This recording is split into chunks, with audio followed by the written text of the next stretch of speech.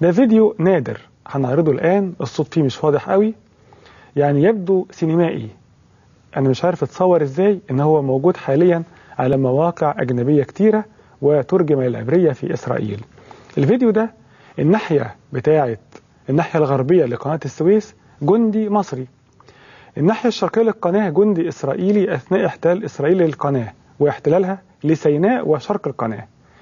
الجندي اللي عندنا المصري بيتكلم مع الجندي الإسرائيلي بالصوت كده عبر قناة السويس.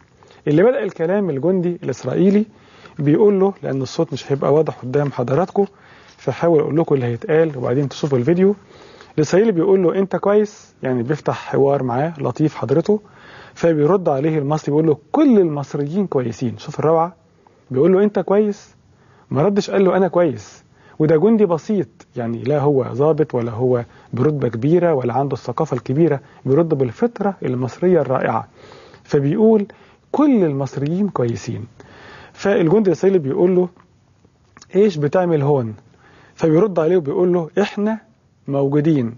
لاحظ، يقول له بتعمل، هيقول له إحنا، وقبل كده يقول له أنت كويس، يقول له كل المصريين كويسين. شوف الأنا الجماعية المحترمة اللي كانت موجودة عندنا في روح حرب أكتوبر المجيدة وتمزيق الملابس اللي موجود في السياسة المصرية الآن. فقال له إحنا موجودين عشان نضرب إسرائيل.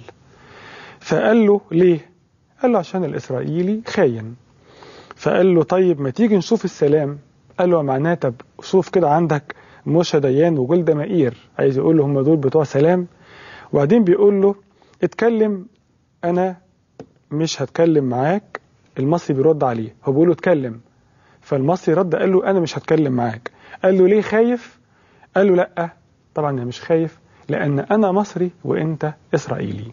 هذا هو الفيديو النادر اللي بيوضح لحظات عصيبة كان جيشنا العظيم فيها بيستعد قبل شهرين من حرب أكتوبر المجيدة عام 1973.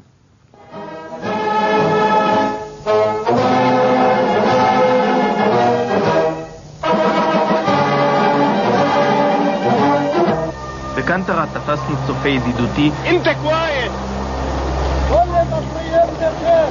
وايش تعمل هون؟ احنا موجودين علشان نضرب الاسرائيلي. ليه؟ نموت الاسرائيلي ونمشيه من ارضنا. ياخذوا تدمتنا. ليش؟ كان اسرائيلي خايف.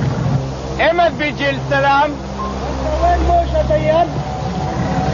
وين جولدا مائير؟ وانا مش عايز احكي معك. ليه تخاف؟ لاني انا مصري وانت اسرائيلي. על חיילינו נאסר לשוחח עם המצרים כיוון שלרוב הופכים חילופי דברים.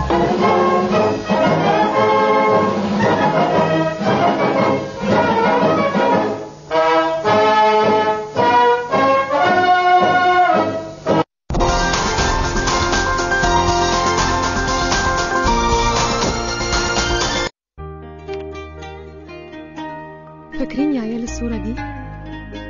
كانت أحلى أيام. معقولة لسه عندك الصورة دي؟ ده أنا كنت بحبها أوي. شفت دينا شكلها كان عامل ازاي؟ إيه ده؟ أنا إزاي كان شكلي كده؟ مش بنشوفك ليه اونلاين؟ هتشوفوني كتير أونلاين علشان بقى عندي DFM من IM. مش بس خدمة انترنت، دي حياة كاملة هتعيشها وأحلام كتير هتحققها. اوعوا الدنيا تنسينا الأيام الحلوة. IM، حياتك أونلاين.